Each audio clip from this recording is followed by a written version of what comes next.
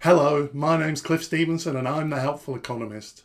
Today we're looking at how the UK government spends your money. This is based on data provided by the UK Office for Budget Responsibility. The UK government spends £1.2 trillion per year. So how does it spend this? 14% goes on health and social care, 13% goes on universal credit and other welfare, 9% goes on state pensions, 7% on education, 3% on defence, 5% on investment, that includes buildings, roads, etc., 10% goes on debt interest, and 39% goes on various other budget items. The government receives £1 trillion in revenue. So what are the sources of this? 42% comes from income tax, including national insurance, 16% from VAT, 4% from council tax, 2% from fuel duty, 7% from corporation tax, 3% from business rates, and 26% from various other sources. So what does this mean for the UK government's accounts for 2022 to 23? Rounded up, the government is spending 1.2 trillion, the government's receiving 1 trillion, so therefore there's a budget deficit of 177 billion. This needs to be financed, so the government will borrow money to cover the difference. So we can look at the government accounts for the post-war period. The green line is government spending and the blue line is revenue. All of the data is presented as a percentage of GDP to make it easier to present in a chart. So we can see that for most of this period, spending is above revenue. In fact, there are only 4 short periods in the past 70 years where spending has been less than revenue.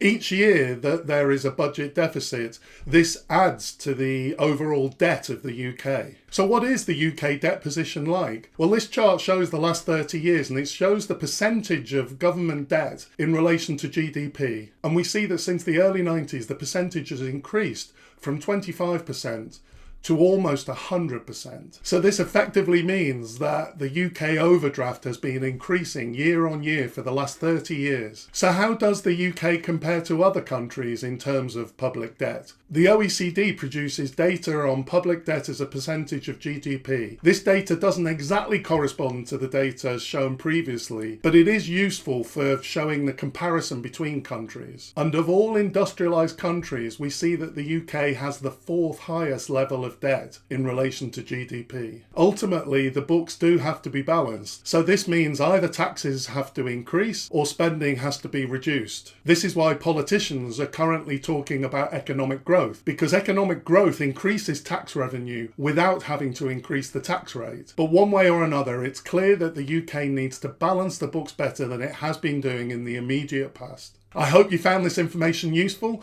My name's Cliff Stevenson. I'm the Helpful Economist. See you next time.